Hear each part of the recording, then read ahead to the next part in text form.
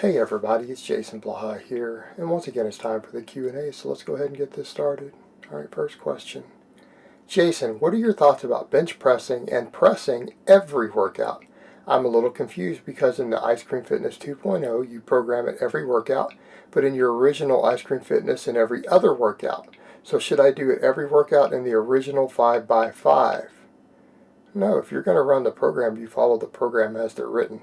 Okay, this is where people get confused, is when they see two completely different programs and they say, should I combine these two workouts together, right? Well, why would you do that? Are you running the 1.0 or 2.0? And here's what you're missing. You're missing the volume equation. And I think this is common for novices. Novice lifters don't always understand. It's not just about the exercises you do. It's about total workload and volume. That is actually more important than what exercises you select for what muscle groups when we're talking about things like hypertrophy. A point lost on novices because they don't get that. So let me ask you a simple question. You're saying, is it okay to do them in the same workout? Well, no, the question needs to be how much volume is acceptable in a single workout for things like your shoulders and triceps and chest and things. Because asking if they're acceptable would be, what would be harder for you to recover from and be more volume if you came in and did one set of bench press and one set of overhead press on Monday, or if you came in and did 30 sets of bench press? Okay, what if you did 30 sets of bench press? Right, that would be dramatically different things.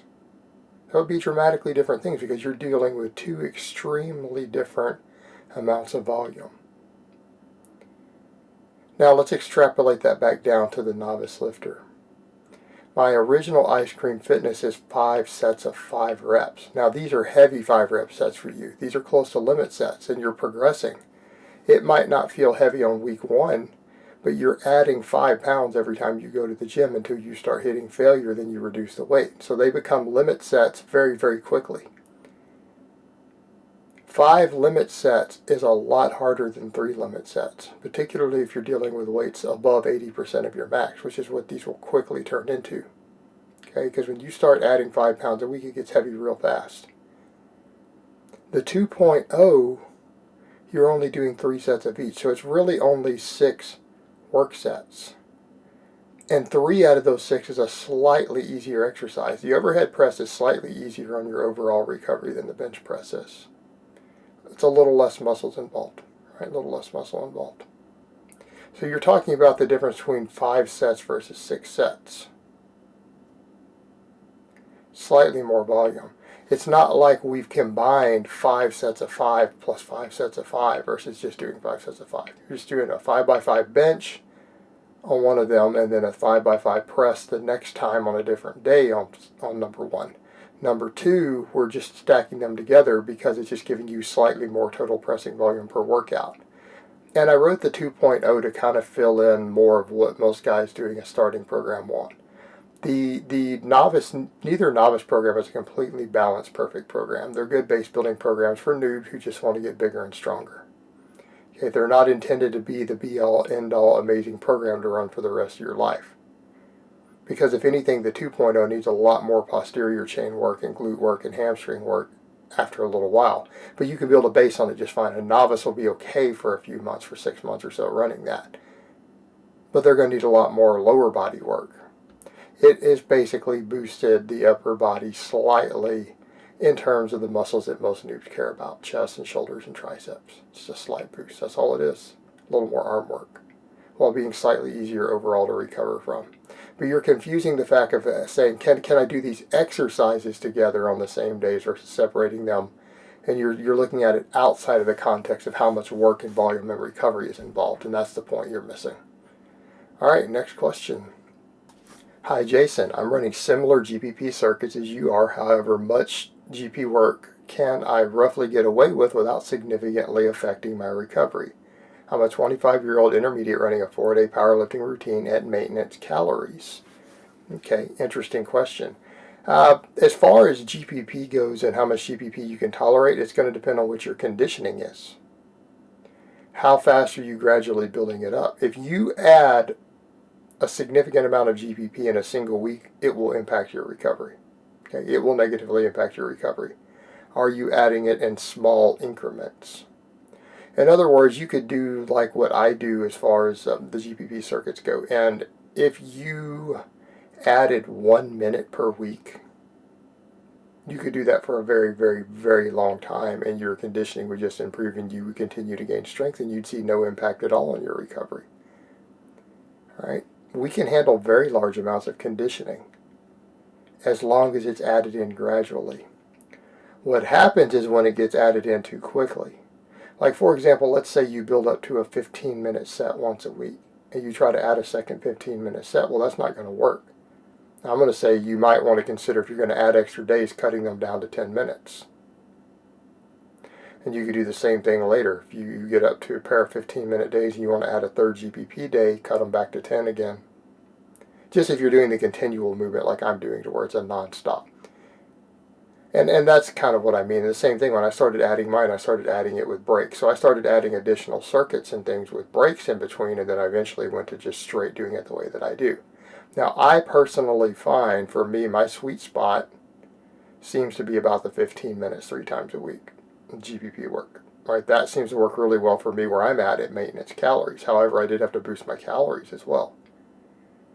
And that's the thing to keep in mind. The other end of the equation is going to be, when you add conditioning, your total calories go up a lot. They don't just go up by the amount that your cardio or conditioning burns. Okay, that's where people mess up when they're looking at maintenance, and that's why tracking calories burned during an exercise is largely irrelevant, because it's about NEAT. And if you're bringing up your total calories to compensate, your whole energy turnover is going to go up. Your NEAT's going to go up. So the amount that it impacts your recovery there is going to depend upon, do you end up creating a caloric deficit. If you end up increasing the calories to match the NEAT and stay at maintenance and your total energy goes up, you're probably going to find that it helps your gains. You're probably going to find that you gain faster, slightly faster, when you start doing large amounts of conditioning once you get into shape. So it's not the thing if you're thinking of is that it's just a recovery versus, energy output thing. It has to do with the impact it has overall. And are you bringing up total calories to compensate for this mildly hypertrophic conditioning, and is it increasing your conditioning and work capacity? What you actually find is that eventually it makes recovery easier up to a threshold.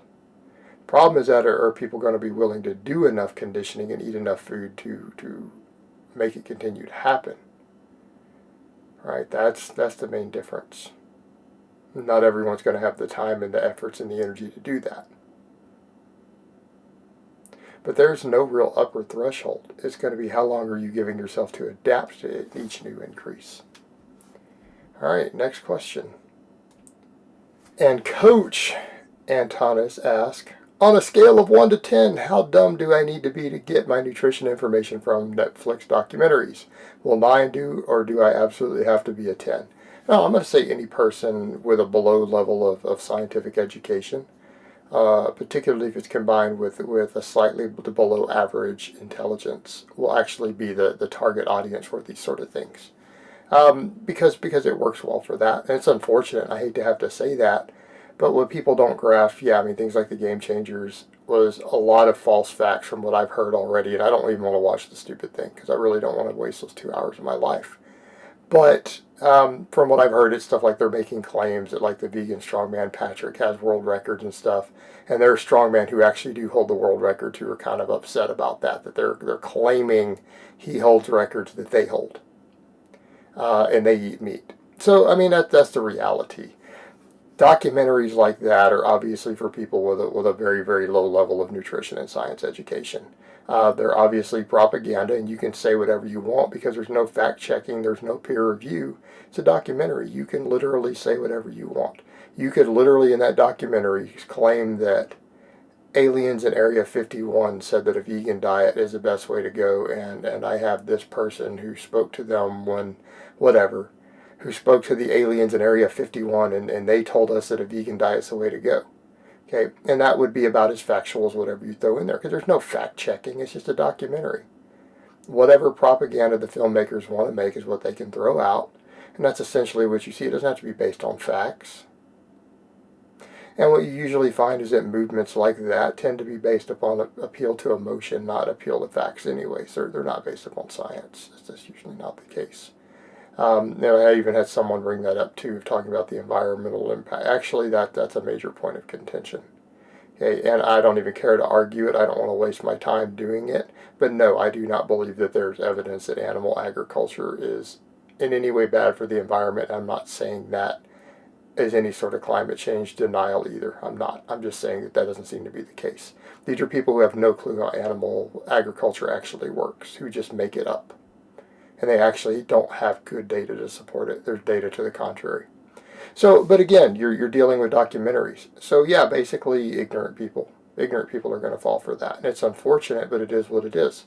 And what are you going to do? I mean, they're going to be intelligent people, and they're going to be average people, and people who are below average. Half of people are below average intelligence. Majority of people are scientifically illiterate. What do you expect? Right? They can appeal to their emotions and tug at their heartstrings with a documentary full of nonsense. All right, my rant's over. I'll talk to you guys next time in part 2.